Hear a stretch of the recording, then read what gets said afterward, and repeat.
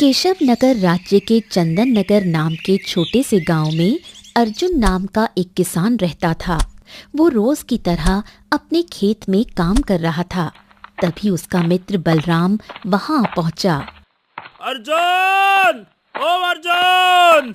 अरे अर्जुन, अरे भाई तुम यहाँ खेत में काम कर रहे हो और उधर तुम्हारी पत्नी की प्रसव पीड़ा शुरू हो गई है। ये तो अच्छा हुआ कि मेरी पत्नी किसी काम से तुम्हारे घर गई थी। उसने भाभी को दर्द में तड़पते देखा और तुरंत दाई को बुलाकर लेकर गई। अरे चलो भाई, तुम्हारा घर पे रहना जरूरी है, चलो भाग कर चलो। अरे देखना बलराम, मेरा पुत्र ही होगा, पुत्र।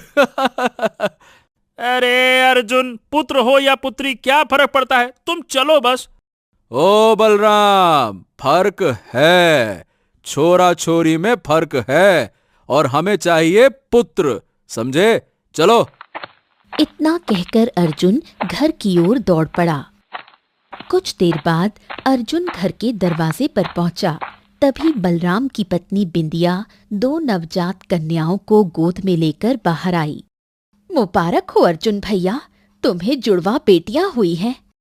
अर्जुन का चेहरा उतर गया। वो बिना कुछ कहे वहां से लौट गया। थोड़ी देर बाद जब वो घर में आया तो उसकी पत्नी आरती अपनी दोनों बेटियों को दूध पिला रही थी। क्या हुआ? क्या आप खुश नहीं हुए? अरे अरे, खुश नहीं हुए से तुम्हारा क्या मतलब है? तुम जानती हो कि मुझे पुत्र चाहिए था, पुत्री नहीं। और तुम एक बेटा भी नहीं दे पाई। अगर यही दो पुत्र हुए होते तो मैं सारे गांव में दावत करता, सीना चौड़ा करके चलता। क्या करो इन लड़कियों का, क्या करो इनका? आरती के चेहरे पर गहरी उदासी उतर आई, लेकिन कुछ देर बाद उसने संभलते हुए मुस्कुराने की कोशिश की। अच्छा सुनिए ना, मैंने इनका नाम रख लिया है। बड़ी का नाम चारुलता और छोटी का सौम्या। कैसे लगे आपको ये नाम? ऐसा है, ये तुम्हारी बेटियां हैं, चाहे तो नाम रखो चाहे तो ना रखो, मुझे कोई मतलब नहीं इनसे। अर्जुन वहां से चला गया और आरती की आंखों से आंसू बहने लगे। समय बीतता गया। आरती ने अकेले ही अपनी दोनों बेटियों का पालन पोषण किया। अर्जुन ने कभी उनकी परवाह नहीं की। 10 वर्ष गुजर गए और अब सौम्या और चारुलता समझदार हो चुकी थी। माँ, पिताजी हम दोनों से बात क्यों नहीं करते? सौम्या की बात सुनकर आरती की आंखें भर आईं। ऐसा मत कहो बिटिया, तुम्हारे पिताजी बहुत व्यस्त रहते हैं, उन्हें समय नहीं मिलता। पर माँ, गांव के और किसान भी तो व्यस्त रहते हैं, फिर भी वो अपनी बेटियों से प्यार करते हैं। हमारे पिता तो हमारी ओर देखते तक नहीं। आरती की आंखों में आंसू छलक पड़े। मैं तो तुमसे बहुत प्रेम करती हूँ, तुम अपने पिता की बातों पर ध्यान मत देना। अच्छा, तुम दोनों यही रहो, मैं नदी से पानी भर कर लाती हूँ। आरती मटका उठाकर नदी की ओर चली गई और दोनों बेटियां आंगन में खेलने लगीं। कुछ ही देर में बलराम घबराया हुआ आया। उसकी आंखों से आंसू बह रहे थे। बलराम चाचा, क्या हुआ? आप रो क्यों रहे हैं?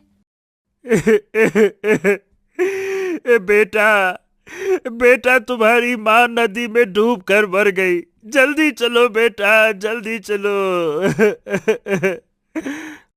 सौम्या और चारुलता चीख पड़ी। दोनों रोती हुई बलराम के साथ नदी की ओर दौड़ी। नदी किनारे आरती की लाश पड़ी थी। गांव के लोग वहां इकट्ठा थे। थोड़ी देर में अर्जुन भी वहां पहुंचा। आरती, आरती, आरती, आरती, तुम हमें छोड़कर क्यों चली गई, क्यों चली गई? अब मेरा क्या होगा? तुम्हारे बिना मैं अपनी दोनों बेटियों की परवरिश कैसे करूंगा, कैसे करूंगा? बलराम की आंखों से भी आंसू बह रहे थे।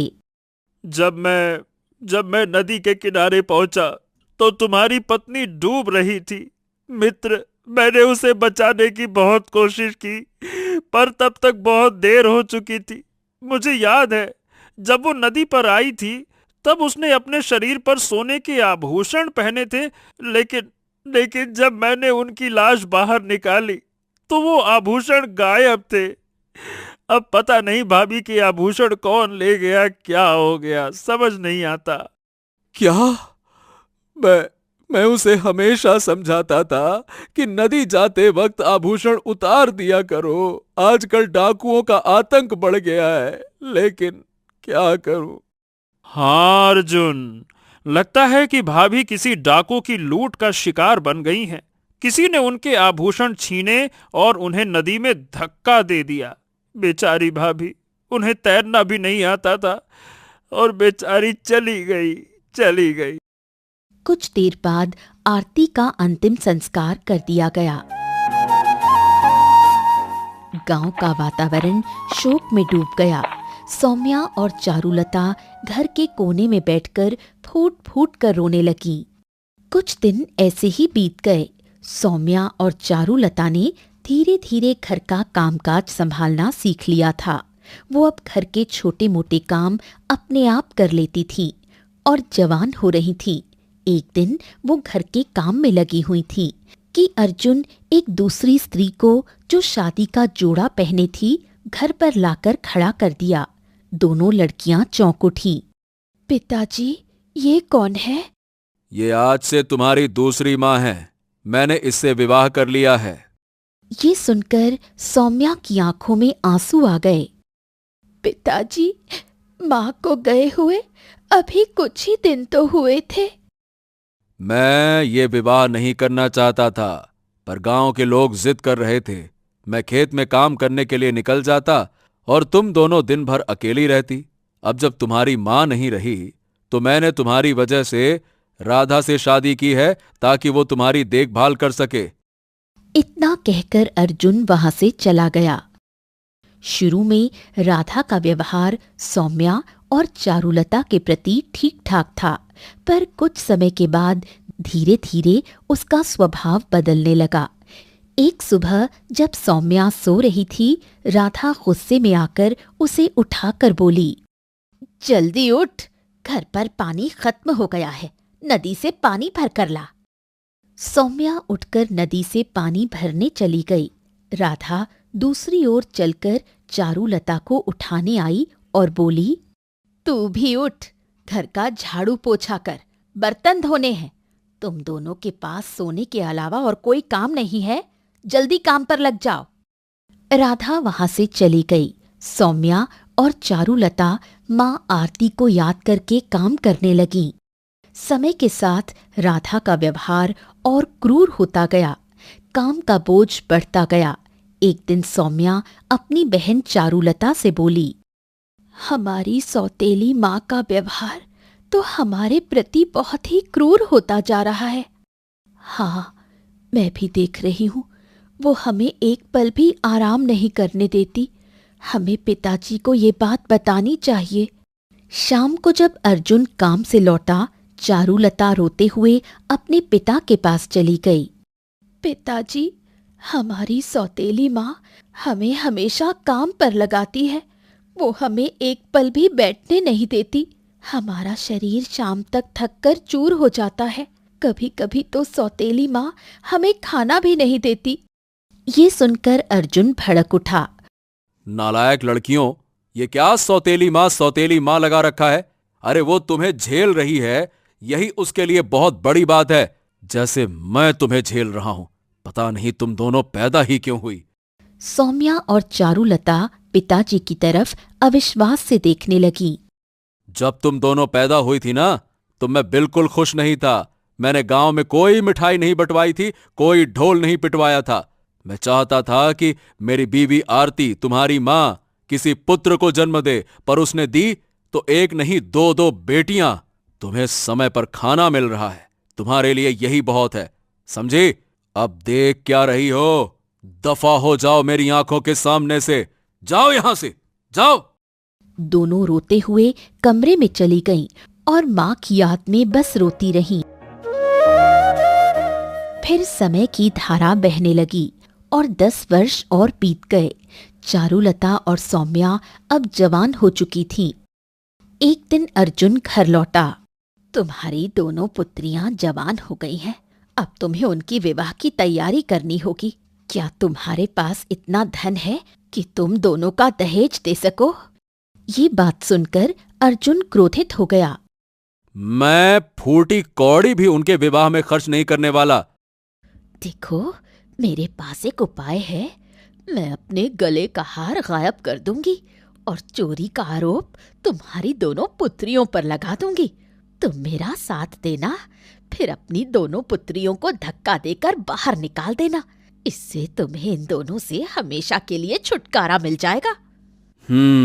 तुम सही कह रही हो। ठीक है। अगले दिन जब सौम्या और चारुलता काम कर रही थीं, राधा वहां पहुंची। मेरे सोने का हार जो मैं गले में पहनती थी, नहाने से पहले मैं अपने कक्ष में रखकर जाती थी, और अब वो गायब है। वो कहाँ गया? कैसी बातें कर रही हो माँ? हम तो आपके कक्ष में जाते ही नहीं। मुझे शक है कि सौम्या और तुमने हार चुराया है, क्योंकि तुम दोनों मेरे गले के हार को हमेशा घूरती रहती थी। माँ, हम पर चोरी का इल्जाम मत लगाइए। उसी समय अर्जुन वहां आया। राधा ने इशारा किया।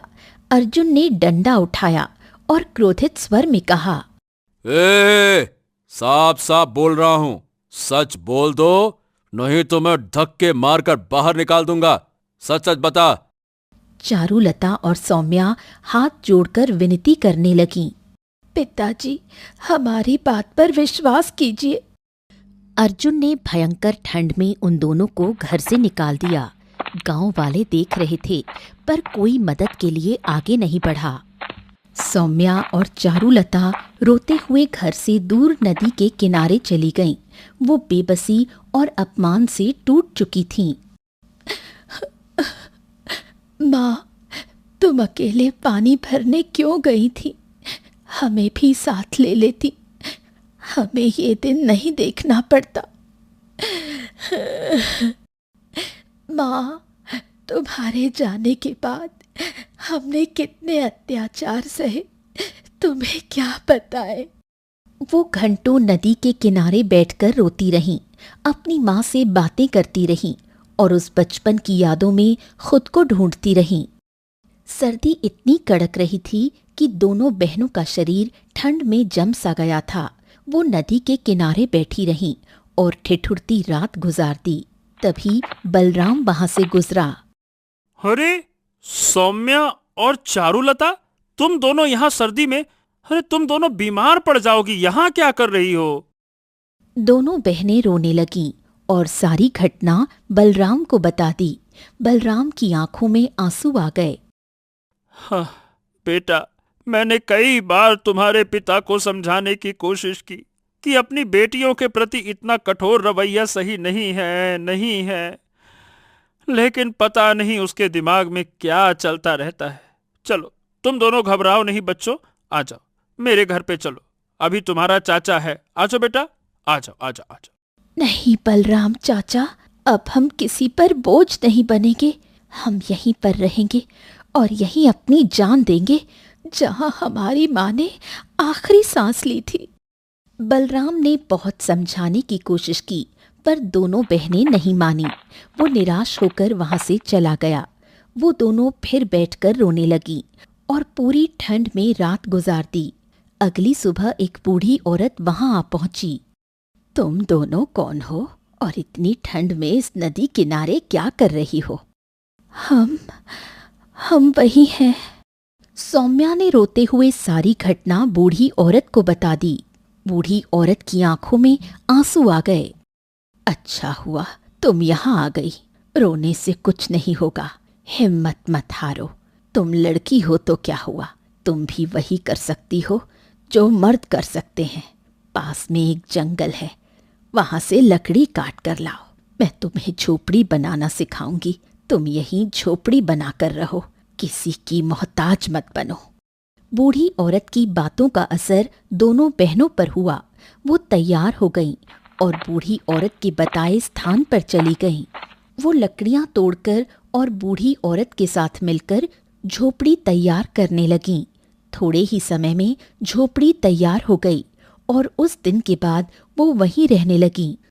कुछ दिन गुजरने के बाद बूढ़ी औरत उन दोनों से बोली, अब तुम दोनों को कोई काम धंधा करना चाहिए। जंगल में बहुत से पेड़ हैं जिनके फल का कोई भी मालिक नहीं है। उन फलों को तोड़कर बाजार में बेचो, इससे तुम्हें आमदनी होगी। हमें आपका ये सुझाव अच्छा लगा, हम फल तोड़कर बाजार में बेचें। दोनों बहनें रोज जंगल जाती, फल तोड़कर बाजार में बेचने लगी और धीरे धीरे उनकी आर्थिक स्थिति संभलने लगी। एक दिन जब वो फल तोड़ रही थी, चारुलता की नजर पास में खड़े एक सैनिक पर पड़ी। अरे, ये सैनिक यहाँ क्या कर रहा है? पता नहीं, चलकर पूछते हैं। वो दोनों सैनिक के पास गईं और विनम्रता से पूछ बैठी। सैनिक मुस्कुराया और बोला, महाराज का शिकार करने का शौक है, वो यहाँ ठहरते हैं।